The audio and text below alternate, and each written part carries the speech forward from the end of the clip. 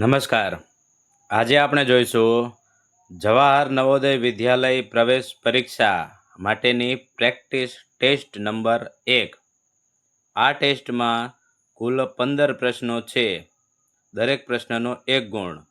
જો કે તમે નવોદયની પરીક્ષા આપશો એમાં એક પ્રશ્નના 1.25 ગુણ હોય છે. આ ટેસ્ટમાં આપણે એક પ્રશ્નનો 1 ગુણ રાખેલ છે અને સમય છે 25 મિનિટ.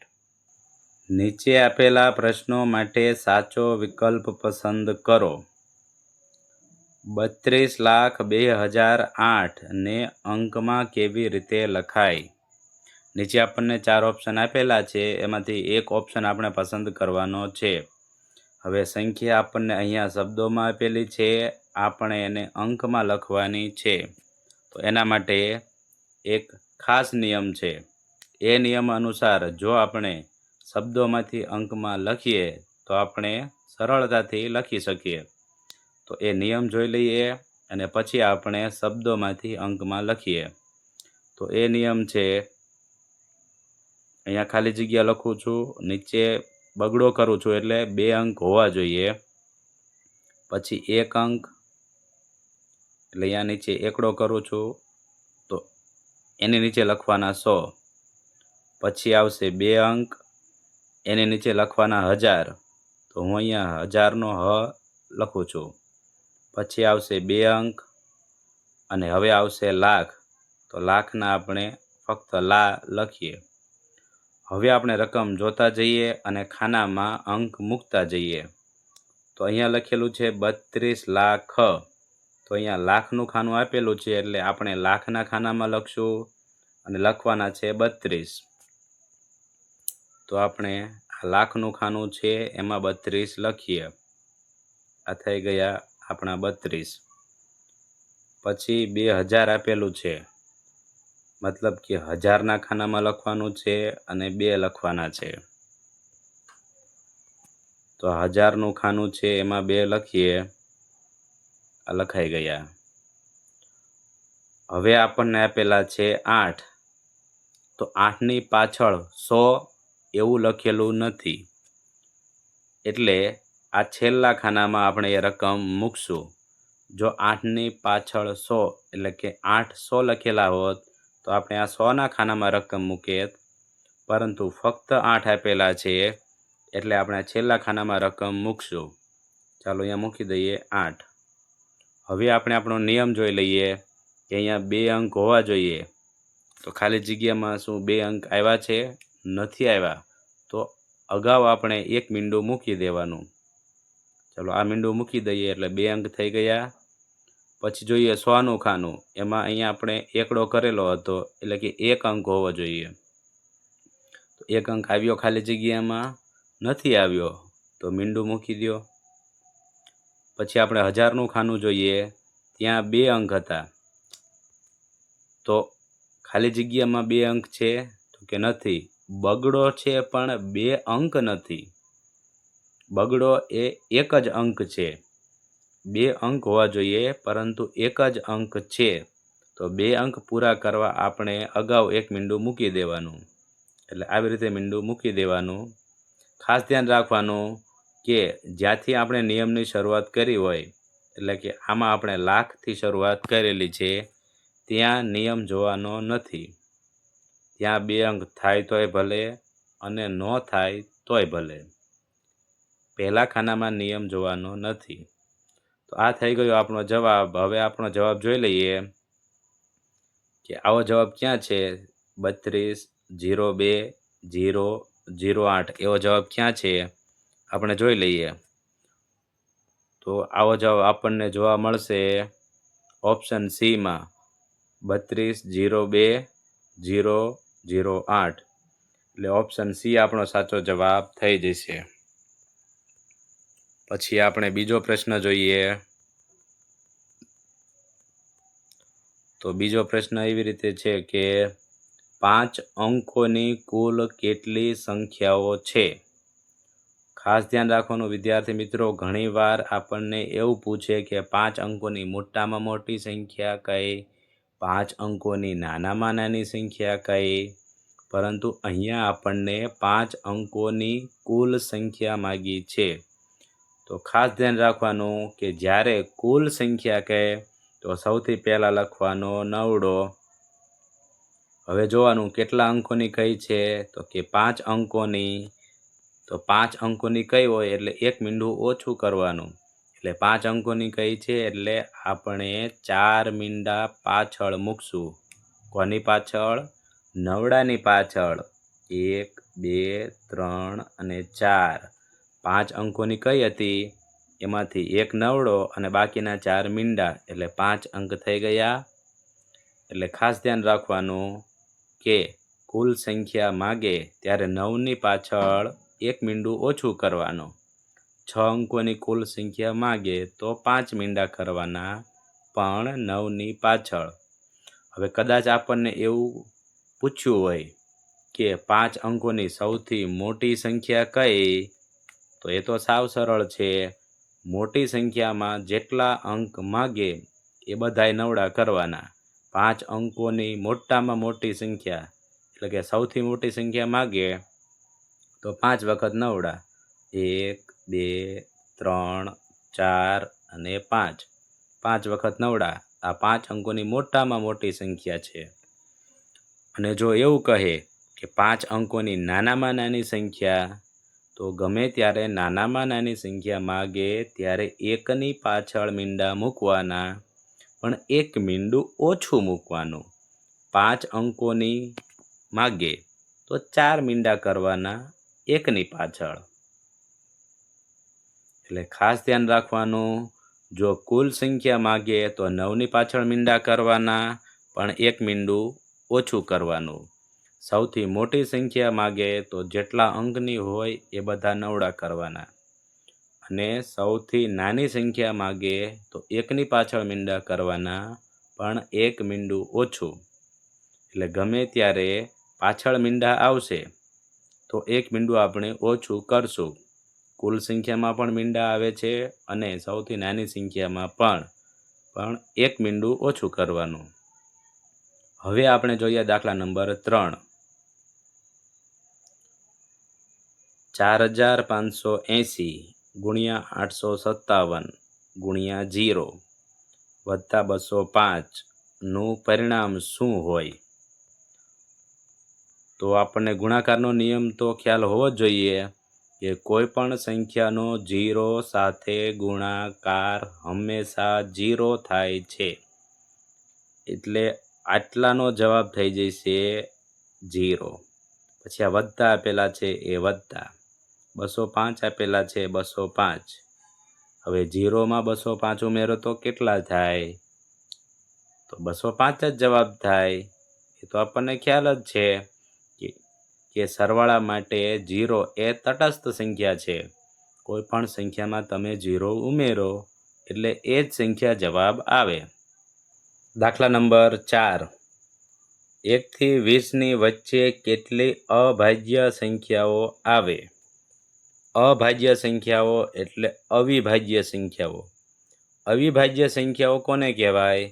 તો જે સંખ્યાઓ અગાઉ કોઈના ઘડિયામાં આવતી નથી। આ જોવો ત્યારે ખાસ ધ્યાન રાખવાનું, એકનો ઘડિયો નથી લેવાનો, કેમ કે 5 અવિભાજ્ય સંખ્યા છે પરંતુ એકના ઘડિયામાં આવે છે, એટલે એકનો ઘડિયો નથી લેવાનો, આપણે 2ના ઘડિયાથી જોઈશું। એટલે જે સંખ્યાઓ અગાઉ કોઈના ઘડિયામાં નથી આવતી એ સંખ્યાઓને અવિભાજ્ય સંખ્યાઓ કહેવાય। જેમ કે આપણે 5 જોઈએ તો 2ના ઘડિયામાં 5 નથી આવતા, 3ના ઘડિયામાં 5 નથી આવતા, 4ના ઘડિયામાં 5 નથી આવતા। એટલે અગાઉના ઘડિયા જોવાના છે, 5નો ઘડિયો લેવાનો નથી।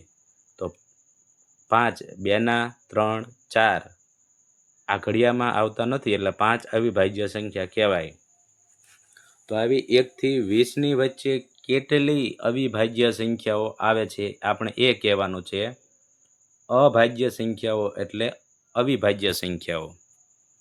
તો આપણે જોઈએ તો અવિભાજ્ય સંખ્યાઓની શરૂઆત 2 થી થાય। 1 એ વિભાજ્ય પણ નથી અને અવિભાજ્ય પણ નથી, અને આમ પણ આપણને 1 થી 20ની વચ્ચે કહ્યું છે, એટલે 1 તો આમ પણ ન આવે। તો આપણે 2 થી જોઈએ તો 2 અવિભાજ્ય સંખ્યા છે. પછી 3 અવિભાજ્ય છે તો કે હા 3 છે. પછી 4 અવિભાજ્ય છે ના, 2ના ઘડિયામાં 4 આવી જાય છે એટલે 4 અવિભાજ્ય સંખ્યા ન કહેવાય. પછી 5 તો અવિભાજ્ય સંખ્યા છે, આપણે હમણાં જ જોયું. પછી જોવાનું 6 અવિભાજ્ય છે તો ના, એ તો 2ના ઘડિયામાં આવે છે અને 3ના ઘડિયામાં આવે છે એટલે એને આપણે અવિભાજ્ય સંખ્યા કહી શકીએ નહીં.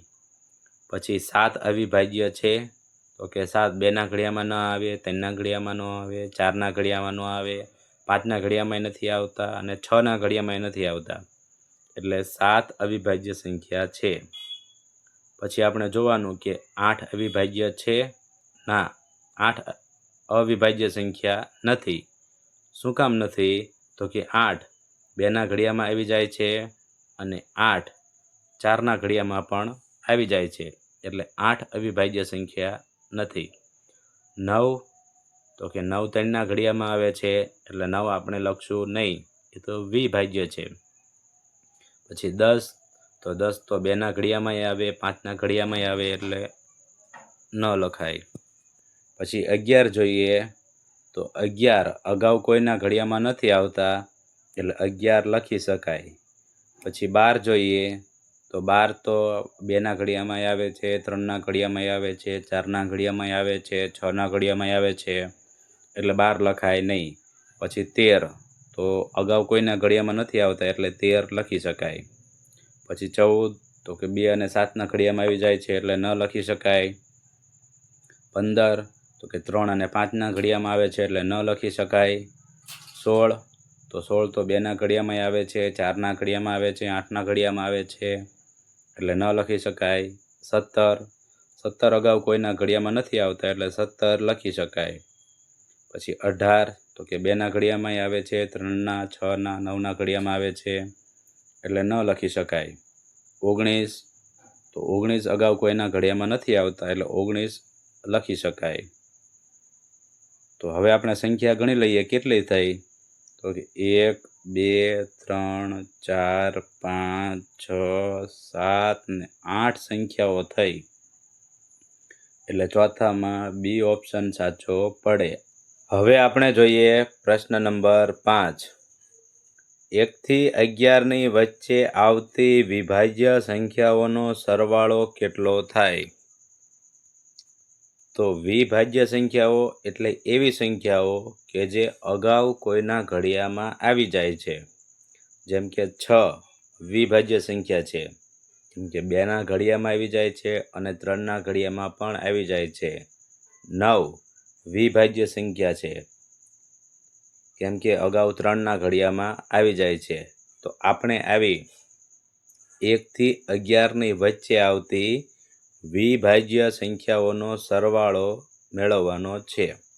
તો સૌથી પહેલાં આપણે 1 થી 11ની વચ્ચે આવતી વિભાજ્ય સંખ્યાઓ લખી લઈએ. તો વિભાજ્ય સંખ્યાઓ 4થી શરૂઆત થાય છે એટલે સૌથી પહેલાં આવશે 4. પછી 5 નહીં આવે, 6 આવશે. 7 નહીં આવે, 8 આવશે. પછી 9 આવશે અને 10 આવશે. આનો સરવાળો કરવાનો છે. આપણે સરવાળો કરી લઈએ. 4 ને 6 થાય 10 અને આ 10 ગણી લઈએ તો આ 10 ને આ 10 20. 20માં આપણે આ 8 ઉમેરી દઈએ એટલે 28. 28માં 9 ઉમેરી દઈએ એટલે 37. તો ઓપ્શન સીમાં આપણને 37 આપેલા છે એટલે ઓપ્શન સી આપણો સાચો જવાબ થઈ જાય. પછી આપણે જોઈએ પ્રશ્ન નંબર 6.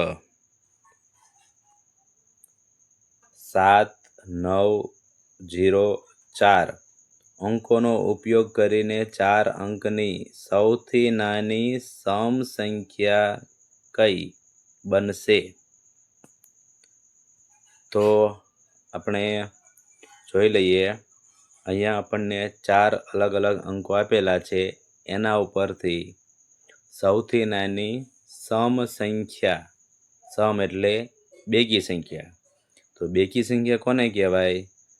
તો સાવ સરળ રીતે યાદ રાખવાનું કે જે સંખ્યાનો છેલ્લો અંક એટલે કે એકમનો અંક 0 હોય અથવા છેલ્લા અંકના અડધા થતા હોય, જેમ કે 2ના અડધા 1 થાય, 4ના અડધા 2 થાય, 6ના અડધા 3 થાય, 8ના અડધા 4 થાય, એટલે આવી રીતે જે સંખ્યાનો એકમનો અંક એટલે કે સંખ્યાનો છેલ્લો અંક 0 હોય અથવા અડધા થતા હોય તો એને બેકી સંખ્યા કહેવાય. બેકી સંખ્યાને સમ સંખ્યા પણ કહેવાય અને યુગ્મ સંખ્યા પણ કહેવાય. એટલે આ પ્રશ્નમાં કદાચ આપણને બેકી સંખ્યા આપી હોય અથવા યુગ્મ સંખ્યા આપી હોય તો પણ જવાબ સરખો જ રહે અને અર્થ પણ સરખો જ રહે.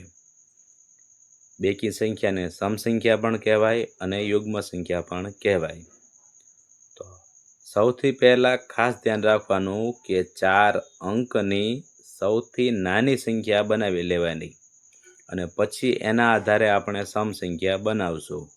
તો 4 અંકની સૌથી નાની સંખ્યા બનાવવા માટે સૌથી પહેલાં નાનો અંક, પછી એના કરતાં મોટો અંક, પછી એના કરતાં મોટો અંક અને પછી એના કરતાં મોટો અંક, એવી રીતે લખશું. તો સૌથી નાનો અંક કયો? તો કે 0.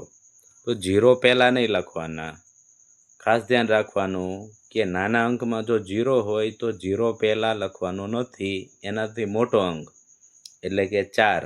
સૌથી પહેલાં આપણે લખશું 4. પછી લખવાનો 0, કેમ કે કોઈ પણ સંખ્યામાં આગળ 0 આવતો નથી. 0થી કોઈ સંખ્યાની શરૂઆત થતી નથી, એટલે 0 કરતાં મોટો આંકડો એ પહેલાં અને પછી લખવાનો 0. હવે 4 કરતાં મોટો આંકડો તો કે 7, તો લખો પછી 7. પછી 9, તો કે લખો પછી 9. આપણો જવાબ નથી, આ તો ફક્ત 4 અંકની સૌથી નાની સંખ્યા થઈ છે. હવે આને આપણે સમ સંખ્યામાં રૂપાંતર કરશું, પણ કેવી રીતે? તો સૌથી પહેલાં તો આપણે જે સંખ્યા બનાવી છે એ જોઈ લેવાની કે આ સમ સંખ્યા છે. તો કે પાછળ 9 આપેલા છે, 9ના અડધા થાય તો 9ના અડધા 4.5 અથવા 4.5 થાય. તો એવા અડધા આપણે નથી કરવાના. 8ના અડધા 4 થાય એવા કમ્પ્લેટ અડધા થવા પડે. તો 9ના અડધા થતા નથી, એટલે આ સમ સંખ્યા નથી. હવે આને સમ સંખ્યા બનાવીએ. તો પાછળ 9 તો ન ચાલે સમ સંખ્યામાં, તો 7 સમ સંખ્યામાં ચાલે પાછળ? તો કે ના, 7 ન ચાલે, 7ના અડધા થતા નથી, એટલે એ પણ ન ચાલે. તો સમ સંખ્યામાં પાછળ 0 ચાલે? તો કે હા, સમ સંખ્યામાં પાછળ 0 ચાલે. તો આ 0ને અહીંથી કાઢી નાખો અને છેલ્લે મૂકી દેવાનો, એટલે આપણો જવાબ થઈ જશે 4, 7, 9, 0. આવો જવાબ ક્યાં છે? તો આવો જવાબ આપણને ઓપ્શન એમાં જોવા મળે છે, એટલે ઓપ્શન એ આપણો સાચો જવાબ થઈ જશે.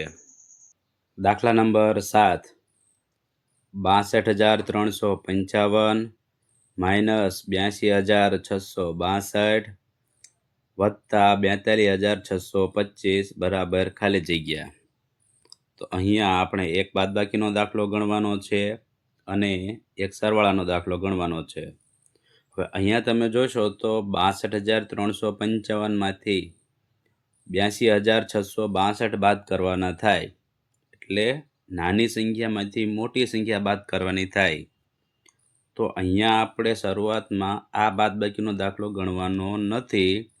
સૌથી પહેલાં આ 62,355માં 42,625 ઉમેરી દેવાના, એટલે દાખલો સરળ થઈ જશે. અને પછી જે જવાબ આવશે એમાંથી આપણે 82,662 બાદ કરશું. તો આપણે પહેલાં સરવાળો કરીએ. સૌથી પહેલાં લખશું 62,355 વત્તા 42,625. તો લખીએ 62,355 વત્તા 42,625 સરવાળો કરીએ તો 5 ને 5 થાય 10, તો 10 ની 0 1 વધી, 1 ને 5 6 અને 2 8, તો થાય 8. 8માં વધી આવશે નહીં. હવે 3 ને 6 કરીએ 9, 9માં પણ વધી નહીં આવે. 2 ને 2 થાય 4, તો લખીએ 4. 6 ને 4 થાય 10, તો લખીએ 10. આ સરવાળાનો દાખલો થઈ ગયો. હવે આપણે એમાંથી 82,662 બાદ કરવાના છે. તો આ જવાબને આપણે સાઈડમાં લખી દઈએ. 1,04,980. એમાંથી આપણે બાદ કરવાના છે 82,662. તો ખાસ ધ્યાન રાખવાનું, અહીંથી આંકડો લખવાનો આપણે એવી શરૂઆત નથી કરવાની. આપણે પાછળથી અંક લખીએ તો પણ ચાલે, અથવા તો આપણને એ ખબર પડી જાય કે અહીંયા 5 અંક છે, તો આપણે આ 5 અંકની નીચે 5 અંક મૂકવાના છે, એટલે એમ લખો તો પણ ચાલે. જો તમને ખબર ના પડે તો પહેલાં બગડો અહીંયા લખો, પછી છગડો અહીંયા લખો, એવી રીતે પણ લખી શકો. તો આપણે એ સંખ્યા લખી દઈએ, પછી બાદબાકી કરીએ. 82,662. ચાલો હવે બાદબાકી કરીએ. તો 0માંથી 2 જાય ન જાય, તો પડખે આપણે દસકો લઈએ, એટલે અહીંયા 7 કરવાના, અહીંયા 10 કરવાના. 10માંથી આપણે 2 બાદ કરીએ તો વધશે 8. પછી 7માંથી 6 બાદ કરીએ તો 1. 9માંથી આપણે 6 બાદ કરીએ તો 3. પછી 4માંથી આપણે 2 બાદ કરીએ તો 2. તો પાછળ 23,18 વાળો જવાબ કયો છે? તો પાછળ 23,18 વાળો જવાબ ફક્ત ઓપ્શન ડીમાં છે. એટલે તમે આખો બાદબાકીનો દાખલો ના ગણો તો પણ ચાલે, અને અહીંયા તમે ગણવો હોય તો પણ ગણી શકો. હવે તો 10માંથી 8 બાદ કરવાના છે, એટલે 2. એટલે 22,318 જવાબ થાય, જે આપણને ઓપ્શન ડીમાં આપેલો છે. એટલે ઓપ્શન ડી આપણો સાચો જવાબ થઈ જશે. દાખલા નંબર 8. 94,308 ગુણ્યા 437 બરાબર ખાલી જગ્યા. તો દાખલો જોતા તો એવું લાગે છે કે બહુ મોટો ગુણાકાર કરવો પડશે, પરંતુ આપણે તો નવોદયની પરીક્ષા આપીએ છીએ, એટલે આવડો મોટો ગુણાકારનો દાખલો આપણને પૂછાય નહીં. તો આમાં કાંઈક એવું લોજિક હશે કે જેના દ્વારા આપણે ગુણાકાર કર્યા વગર સરળતાથી જવાબ આપી શકીએ. તો એ લોજિક કયું છે એ આપણને ખબર હોવી જોઈએ. તો અહીંયા તમે જોશો તો પાછળ એકમનો અંક 8 આપેલો છે, અહીંયા એકમનો અંક 7 આપેલો છે. તો એનો આપણે ગુણાકાર કરીએ તો 8 ગુણ્યા 7 એટલે 8 સત્તા થાય 56. તો 56માં એકમનો અંક 6 આપેલો છે, એટલે જવાબની પાછળ 6 હોવા જોઈએ. તો એવા કયા ઓપ્શન છે કે જેમાં જવાબની પાછળ 6 આપેલા છે? તો તમે જોશો તો ફક્ત ઓપ્શન એમાં જ એવું છે કે જવાબની પાછળ 6 આપેલા છે, બાકી આપણને ક્યાંય 6 આપેલા નથી. એટલે આવડો મોટો ગુણાકાર કરવાની આપણે જરૂર હતી જ નહીં. આપણે તો ફક્ત એકમનો અંક લઈને જ ગુણાકાર કરવાનો હતો. 8 સત્તા 56, જવાબમાં પાછળ 6, એટલે આપણા જવાબમાં જે 4 ઓપ્શન આપેલા છે એમાં પણ પાછળ 6 હોવા જોઈએ. તો આપણને ફક્ત ઓપ્શન એમાં જ પાછળ 6 આપેલા છે, એટલે ઓપ્શન એ આપણો સાચો જવાબ થઈ જશે. આપણે પછીનો દાખલો જોઈએ. દાખલા નંબર 9. 8,378 ગુણ્યા 0 ગુણ્યા 308 ગુણ્યા 45 બરાબર ખાલી જગ્યા. તો અહીંયા પણ દેખાવમાં તો એવું લાગે છે કે બહુ મોટો ગુણાકાર કરવો પડશે, પણ ધ્યાનમાં રાખો કે બધા ગુણાકારમાં અહીંયા વચ્ચે 0 આપેલા છે, તો 0નો નિયમ તો આપણને ખ્યાલ જ છે કે કોઈ પણ સંખ્યાનો 0 સાથે ગુણાકાર હંમેશા 0 થાય છે. એટલે આવા દાખલામાં જો બધી જગ્યાએ ગુણાકારની નિશાની હોય અને એક 0 આપેલો હોય, એ પછી અહીંયા 45 આપેલા હોય ને અહીંયા 0 આપેલો હોય તો પણ ચાલે. એટલે જો ગુણાકારમાં 0 આવી જાય તો જવાબ 0 થઈ જાય છે. એટલે અહીંયા ઓપ્શન બી આપણો સાચો જવાબ થઈ જશે. પછી આપણે જોઈએ 10મો દાખલો. 726 ગુણ્યા 624 ગુણ્યા 923 ના ગુણનફળનો એકમનો અંક શું હોય? તો અહીંયા પણ દેખાવમાં તો એવું જ લાગે છે કે બહુ મોટો ગુણાકાર છે, પરંતુ અહીંયા તો આપણને સ્પષ્ટપણે કહ્યું જ છે કે એકમનો અંક શું હોય. ગમે ત્યારે આપણને એવું કહે કે ગુણનફળનો એકમનો અંક શું હોય, ત્યારે આપણને જે ગુણાકારમાં રકમ આપેલી છે એનો ફક્ત એકમનો અંક લઈને જ આપણે ગુણાકાર કરવાનો છે. એટલે આપણે 6 ગુણ્યા 4 ગુણ્યા 3 કરવાના છે. તો ચાલો કરી લઈએ. અહીંયા લખીએ 6 ગુણ્યા 4 ગુણ્યા 3. ચાલો આનો ગુણાકાર કરીએ તો 6 ચોક થાય 24 ગુણ્યા 3. હવે 24 ગુણ્યા 3 કરીએ તો થોડી વાર પણ લાગી જાય, પરંતુ આપણને તો એકમનો અંક જ કયો છે, એટલે આપણે એકમનો અંક ધ્યાનમાં લઈએ તો પણ ચાલે. 24માંથી આપણે ફક્ત ચોગડો ધ્યાનમાં લઈએ તો પણ ચાલે. એટલે 4નો 3 સાથે ગુણાકાર કરો તો 4 તરી કેટલા થાય? 12 થાય. આ થઈ ગયા 12. હાલો 12માં એકમનો અંક શું આવ્યો? બગડો. તો આપણને એવું કહ્યું હતું કે ગુણનફળનો એકમનો અંક શું હોય? તો આપણો જે જવાબ આવશે એનો એકમનો અંક બગડો હોય. એટલે ખાસ ધ્યાન રાખવાનું, આવી રીતે કહે કે ગુણનફળનો એકમનો અંક શું હોય, એટલે એકમનો અંક લઈને ગુણાકાર કરવાનો. કદાચ આવી રીતે વચ્ચે ગુણાકાર કરતા 2 આંકડા આવે તો ચિંતા નહીં કરવાની, આપણે એકમનો અંક લેવાનો અને પછી ગુણાકાર કરવાનો.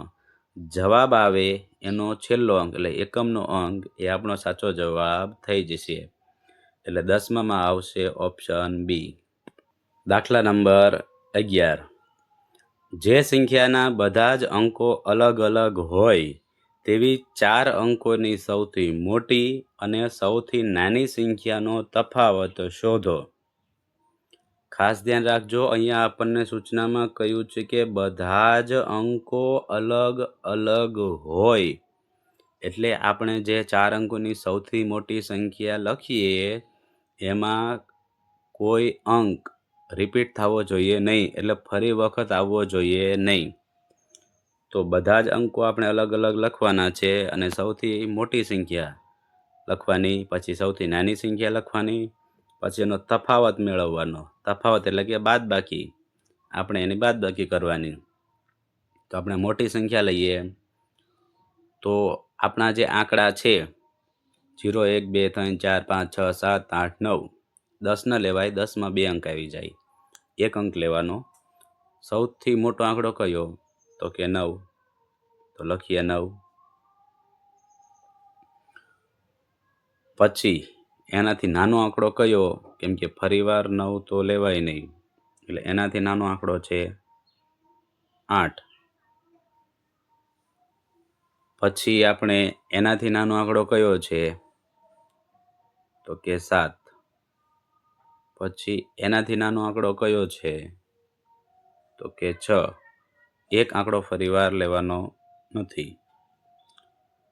પછી આપણે સૌથી નાની સંખ્યા લખવાની છે, તો સૌથી નાનો અંક 0, પણ 0 પહેલાં લખાય નહીં. 0 કરતાં મોટા તો કે એકડો, તો લખો એકડો. પછી 0 લખી શકાય. પછી એનાથી મોટા તો કે બગડો, એનાથી મોટા તો કે તગડો. હવે આપણે મેળવવાનો છે તફાવત, એટલે કરશું બાદબાકી. ચાલો આની બાદબાકી કરી લઈએ. 6માંથી 3 જાય તો કેટલા વધે? તો કે વધે 3. તો આટલું ગણો ને તો પણ આપણને ખબર પડી જશે કે કયો જવાબ આવશે. કેમ કે જવાબની પાછળ તગડો છે, તો ઓપ્શન ચેક કરી લો કે કયા જવાબમાં પાછળ 3 આવે છે. ફક્ત ઓપ્શન એ એવા છે કે જ્યાં જવાબની પાછળ 3 આવે છે. એટલે તમે આખો બાદબાકીનો દાખલો ન ગણો તો પણ ચાલે, અને ગણવો હોય તો ગણી પણ શકો, પરંતુ એમાં ખોટો આપણો સમય બગડે. એટલે આવી રીતે આપણો જવાબ ટીક કરી લેવાનો. દાખલા નંબર 12. 1 થી 10 સુધીની પ્રાકૃતિક સંખ્યાઓનો સરવાળો કેટલો થાય? અહીંયા આપણને પ્રાકૃતિક સંખ્યાઓ કઈ છે? તો પ્રાકૃતિક સંખ્યાઓ 1 થી શરૂ થાય છે. 1, 2, 3, 4, 5 એવી રીતે આગળ વધતી જ જાય. તો આપણે 1 થી 10 સુધીની સંખ્યાનો સરવાળો કરવાનો છે. તો આપણે સરવાળો કરી લઈએ. 1 ને 2 થાય 3, 3 ને 3 6, 6 ને 4 10, 10 ને 5 15, 15 ને 6 21, 21 ને 7 28, 28 ને 8 36, 36 ને 9 45, અને 45 ને 10 થાય 55. એટલે અહીંયા આપણો સાચો જવાબ થઈ જશે ઓપ્શન ડી, 55. પછી આપણે જોઈએ દાખલા નંબર 13. 53,735 વત્તા 72,626 માઇનસ પ્રશ્નાર્થ ચિહ્ન બરાબર 82,572. તો પ્રશ્નાર્થ ચિહ્નની જગ્યાએ શું આવશે આપણે એ કહેવાનું છે. તો અહીંયા આપણે આ બંને સંખ્યાનો સરવાળો કરશું અને જવાબમાંથી આ સંખ્યા બાદ કરી દઈશું, એટલે આપણને પ્રશ્નાર્થ ચિહ્નવાળી સંખ્યા મળી જશે. તો સૌથી પહેલાં આપણે આ સરવાળો કરી લઈએ. તો લખીએ 53,735 વત્તા 72,626. આનો આપણે સરવાળો કરીએ તો 5 ને 6 થાય 11, 11 નો એકડો 1 વધી, 1 ને 3 ને 2 તો એ થઈ જશે 6. તો અહીંયા લખશું 6, 6માં વધી આવશે નહીં એટલે બાજુમાં ઉપર એકડો મૂકવાનો નથી. 7 ને 6 કરીએ એટલે થાય 13. તો 13 નો તગડો 1 વધી આવશે, કેમ કે 13 2 અંક છે. પછી 1, 3, 2 નો સરવાળો કરીએ તો એ થઈ જશે 6. 5 અને 7 નો સરવાળો કરીએ તો 12 થાય. તો આ છેલ્લી લાઈન છે એટલે 12 લખશું. એટલે સરવાળાનો જવાબ થઈ જશે 1,26,361. હવે આપણે એમાંથી આ સંખ્યા બાદ કરવાની છે. તો આપણે કરી લઈએ. અહીંયા આપણે લખીએ 1,26,361. એમાંથી આપણે બાદ કરવાના છે 82,572. તો અહીંથી આપણે લખવાની શરૂઆત કરશું. 82,572 બાદબાકી કરવાની છે. તો 1માંથી 2 જાય તો ન જાય, તો અહીંયા 10 કો લેવો પડશે. એટલે અહીંયા 5, અહીંયા 10, 10 ને 1 11, અને 11માંથી આપણે 2 બાદ કરીએ તો 11માંથી 2 બાદ કરીએ એટલે આવશે 9. તો 9 પછી 5માંથી 7 બાદ થાય તો કે ન થાય, તો પડખે 10 કો લેવાનો. એટલે અહીંયા આપણે 10 કો લઈશું એટલે અહીં થઈ જશે 2, અહીં મૂકવાના 10. 10 ને 5 15, અને 15માંથી 7 બાદ કરીએ એટલે આવશે 8. હવે આ 2માંથી 5 બાદ થાય તો કે ન થાય, તો વળી પડખે 10 કો લઈશું. એટલે છગડા ઉપર 10 કો, અહીંયા મૂકશું 5, અને બગડા ઉપર મૂકશું 10.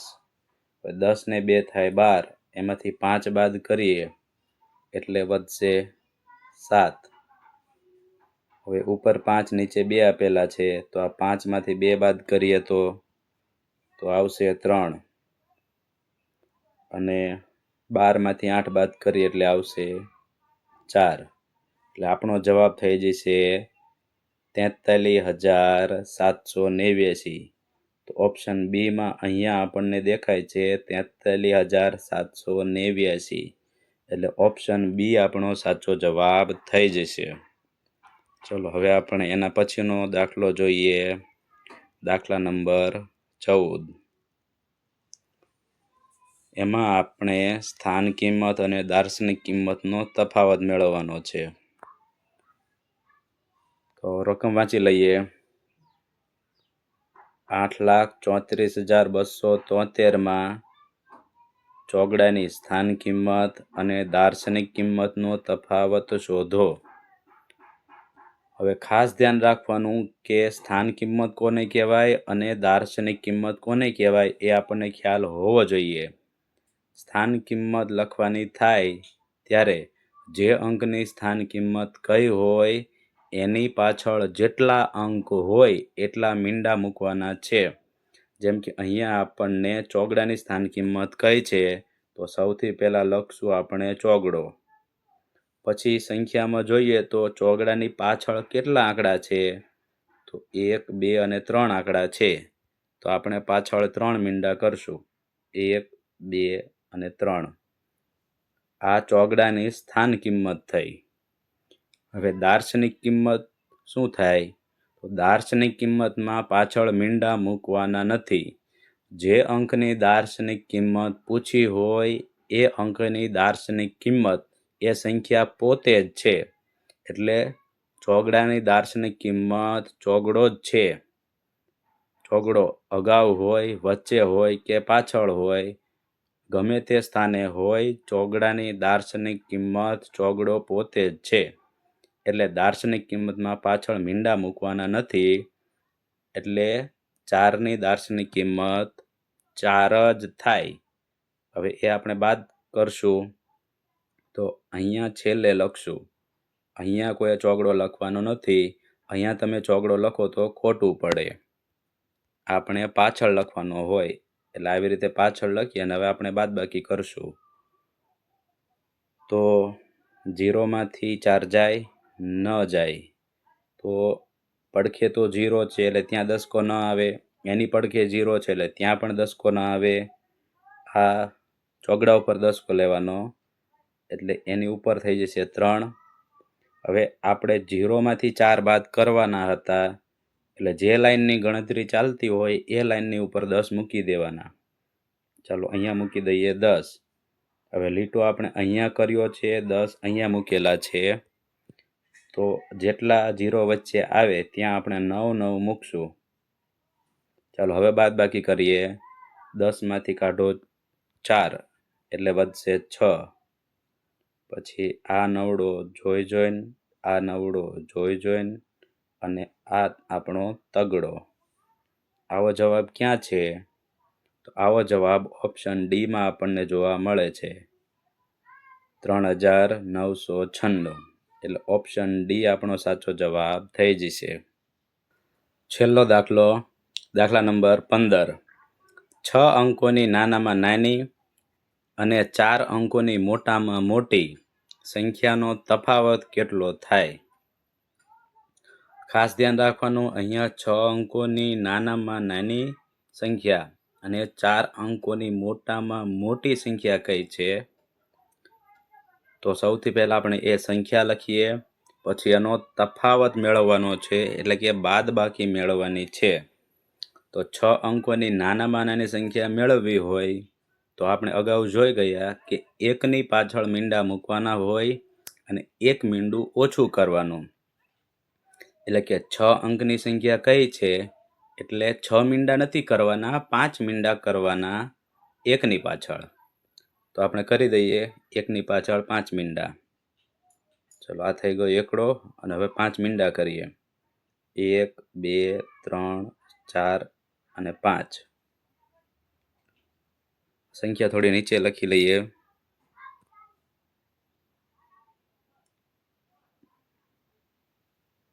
પછી આપણને કહ્યું છે કે 4 અંકોની મોટામાં મોટી સંખ્યા. તો 4 અંકોની મોટામાં મોટી સંખ્યા એટલે 4 વખત નવડા લખવાના. તો લખી દઈએ આપણે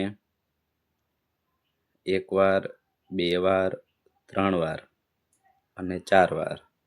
હવે આપણે કરવાનો છે તફાવત એટલે કે બાદબાકી. ચાલો કરીએ. 0 માંથી 9 જાય ન જાય, તો આ એક જ 0 ઉપર દસકો આવશે નહીં. દસકો અહીંયા લેવાનો છે એટલે અહીંયા મૂકશું 0 અને આટલા 0 ઉપર 9 મૂકવાના થશે. શું કામ? તો કે આ લાઈનની બાદબાકી ચાલે છે એટલે એ લાઈનમાં આપણે 10 મૂકી દઈશું. તો આટલા 0 વચ્ચે રહ્યા, તો જે 0 વચ્ચે આવશે એ બધા ઉપર આપણે 9 મૂકશું.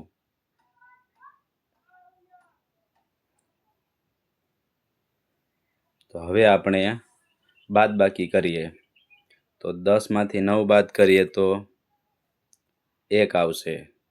જો આપણે ફક્ત આટલો જ દાખલો ગણીએ તો પણ દાખલાનો જવાબ આવી જશે, કેમ કે બધા વિકલ્પોમાંથી ફક્ત ઓપ્શન બી એક જ વિકલ્પ એવો છે કે જ્યાં જવાબની પાછળ એકડો છે. અને આખો જવાબ લાવવો હોય તો પણ આપણે લાવી શકીએ કે આ 9 માંથી 9 જાય એટલે 0, આ 9 માંથી 9 જાય એટલે 0, આ 9 માંથી 9 જાય એટલે 0 અને આ 9 ની નીચે કાંઈ નથી એટલે 9. એટલે આપણો જવાબ થઈ જશે 90,001, જે આપણને ઓપ્શન બીમાં પણ આપેલો જ છે. એટલે સાચો જવાબ છે ઓપ્શન બી. પરંતુ જ્યારે આપણે નવોદયની તૈયારી કરતા હોય અને નવોદયનું પેપર લખતા હોય કે ટેસ્ટ લખતા હોય ત્યારે જો ફક્ત એક અંક પરથી આપણને જવાબની ખબર પડી જતી હોય તો આવી રીતે આખો દાખલો ગણાય નહીં. જો આપણે આખો દાખલો ગણીએ તો આપણો સમય બગડે અને બાકીના પ્રશ્નોના જવાબ લખવામાં સમયની ઘટ પડી શકે. એટલે ગમે ત્યારે જો થોડો દાખલો ગણવાથી જવાબ મળી જાય તો આગળ આખો દાખલો ગણવાની જરૂર નથી, જેથી આપણો સમય બચે અને આપણે ઝડપથી અને શાંતિપૂર્વક પેપર પૂરું કરી શકીએ. તો આ હતી આપણી ટેસ્ટ નંબર 1 કે જેમાં આપણે ગણિતના 15 પ્રશ્નોનો અભ્યાસ કર્યો અને તેના જવાબો આપણે જોયા. અલગ અલગ પ્રકારના આપણે 15 દાખલા જોયા. તો આ વિડીયો તમને કેવો લાગ્યો એ કોમેન્ટમાં જરૂરથી જણાવજો. જો તમને અમારો આ વિડીયો પસંદ આવ્યો હોય તો વિડીયોને લાઈક કરજો, કોમેન્ટ કરજો, શેર કરજો અને અમારી યુટ્યુબ ચેનલને સબસ્ક્રાઈબ કરજો. જય હિન્દ, જય ભારત.